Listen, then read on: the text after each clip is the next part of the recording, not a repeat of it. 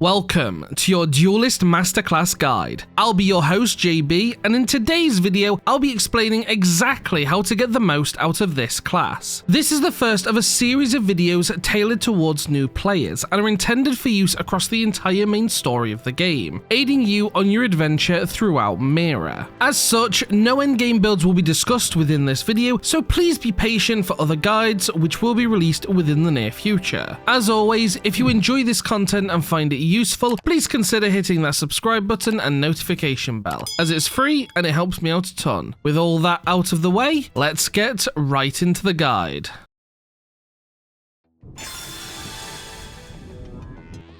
The Duelist class consists of both the assault rifle and longsword weapons, and is largely considered one of the easier classes to play within the game. As such, it is incredibly versatile and can tailor itself towards many different strategies and builds, thanks to its wide array of arts. This class grants a bonus to the player's maximum HP and melee attack stats, resulting in both a higher survivability threshold and consistent close-range damage output. That said, while its well-rounded nature makes it an appealing choice for both learning overdrive and progressing through the main story, it does limit player creativity by being the only masterclass to possess only 3 skill slots, limiting its effectiveness to a degree and potentially forcing the player to sacrifice a precious skill effect for slightly higher overall stats. As a result, whilst the Duelist class can more than hold its own for the purposes of this video, its lack of skill variety means players in the endgame must be more selective with their setup to maximize its potential. The weapon you'll largely want to focus on this time around is the longsword, and will be the primary weapon of use for this guide's build. Longswords possess 12 different arts, providing a variety of auras, debuff arts, and strong damaging TP arts. However, it does lack any green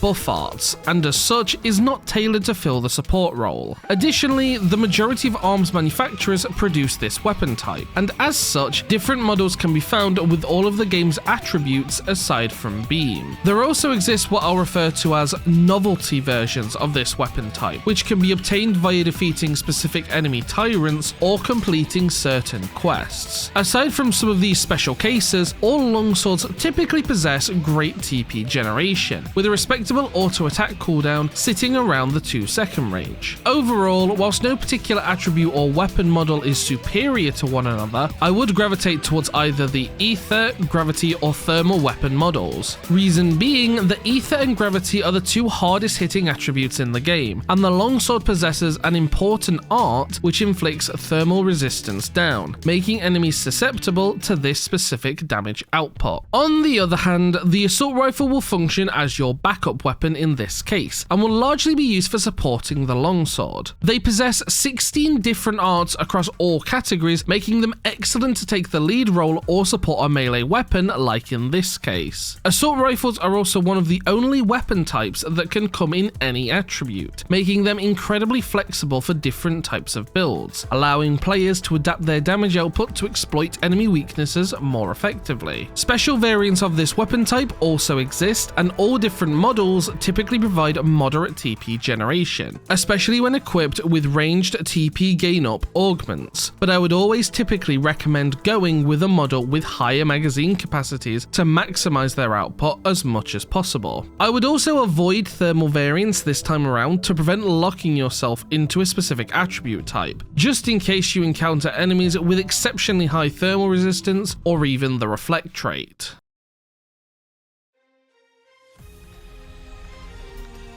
As mentioned before, both weapon types have a strong selection of arts, providing both utility and great DPS output. Today's build will focus on maximizing these particular aspects by providing yourself with some excellent support arts to keep your party members going, and the damage output to fell any boss unlucky enough to get in your way. In total, there are 3 main arts which you should prioritize for this class, no matter what build you go for, which include Offensive Stance, Furious Blast, Blast, and Last Stand. Each of these should be a priority when distributing your BP, and provide invaluable benefits for this class to function optimally. Offensive Stance is straight up the best melee enhancement aura in the entire game, utilizing an independent modifier which at maximum level can double your melee damage output. Last Stand is a buff art which at max level provides all-grounded party members with 2000 TP, granting the player 1000 net positive, and with the existence of quick recast in the definitive edition, can be used to obtain infinite TP whilst ever the resource lasts. Finally, Furious Blast, unlike the others, doesn't actually require levels to be effective, and instead is valued due to its insanely high hit count of 15, and will be our primary source of raising the overdrive counter for this build. Following this, you should then prioritize obtaining Burning Slash, which is the purple debuff art I mentioned earlier, possessing 2 hits and inflicting thermal res down on both of them, Power Dive, which is a more accessible green buff that grants Supercharge, which has since been fixed within the definitive edition and can even be used offensively, with it providing complete evasion during the animation, and Incendiary Edge, our orange TP art, which will act as our main source of damage. For the final 2 slots, I'd recommend Tornado Blade, as it's a great multi-hit art that also helps build TP, and either Assault Hammer or Magnum Edge, depending on whether you'd want access to a source of topple or another way to gain TP during overdrive. Other notable arts include Defensive Stance, which, whilst reducing your damage output and slightly clashing with this build, can aid you through the early game due to its gradual healing effect, and both True Stream Edge and Blossom Dance, both of which are incredible arts and should replace Incendiary Edge and Assault Hammer / Magnum Edge respectively, but aren't going to be used on today's build due to them requiring you to go out of your way to complete both of Nagi's affinity missions. As far as skills go, the choices are largely straightforward.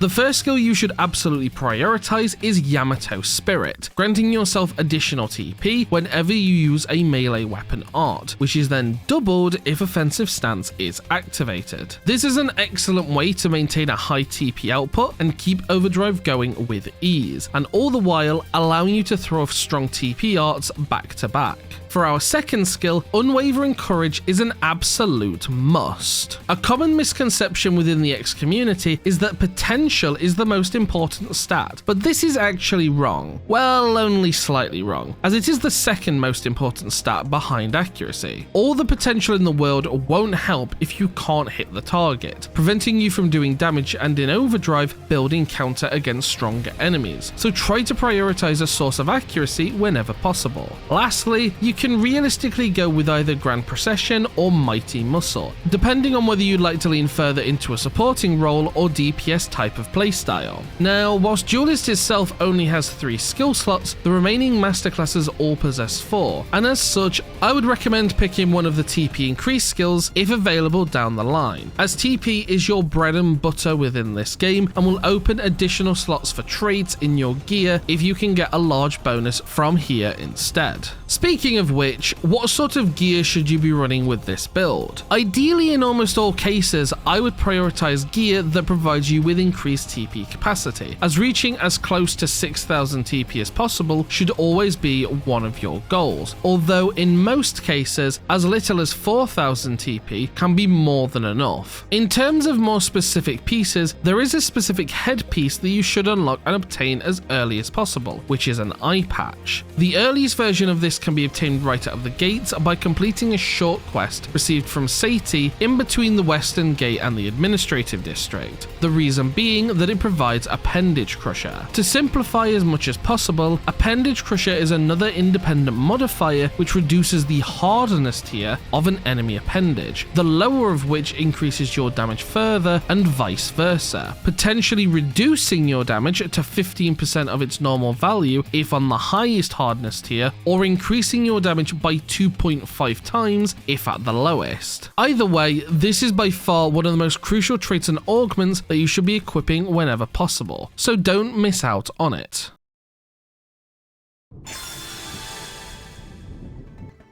So now that we're onto the demonstration section of this video, let's go over my plan for using Overdrive with Duelist. But before that, let's talk about my weapon selection, because I know someone is going to ask. No, I didn't pick these because they're optimal or even good. I picked them because they're my favorite cosmetic option with my custom avatar. And honestly, sometimes that's all the justification you need. Right out of the gate, you want to be spamming a green art, ideally last stand, and leading it straight into Furious Blast to raise the counter quickly. Now, for the sake of getting this guide out in a timely manner, I haven't actually unlocked last stand yet, which is why there's an empty art slot. Ordinarily, I'd be swapping between it and Power Dive to better retain my quick recast meter, but for the purposes of this demo, it wasn't necessary. Even without its most powerful art, you can see how easy this build is to run. The reason this works is due to the double overdrive count bonus, applied when chaining a green art into either a yellow, orange, or purple one. Furious Blast in particular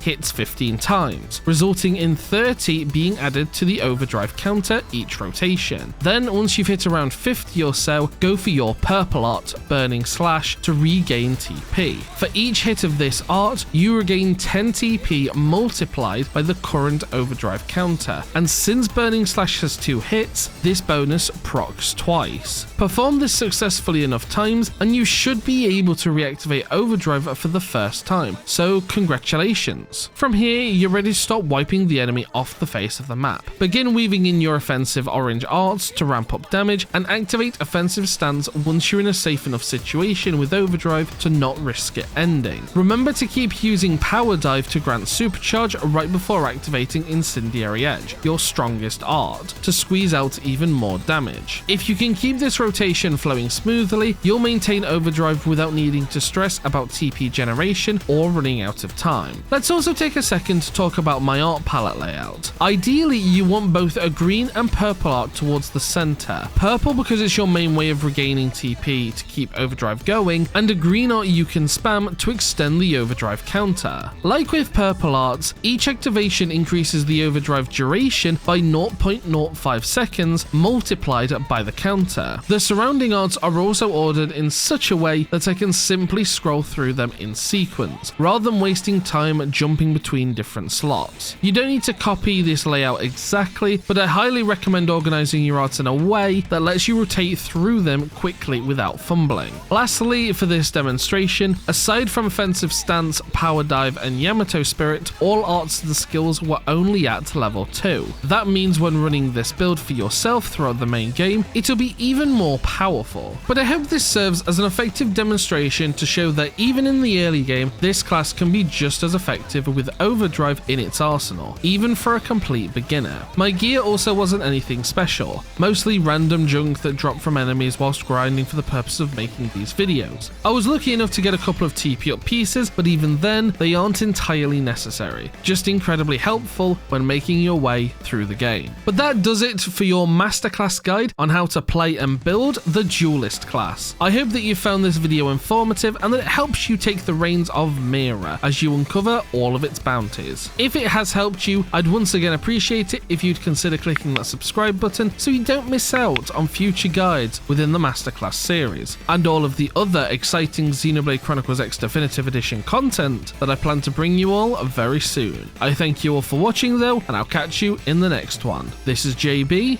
signing off.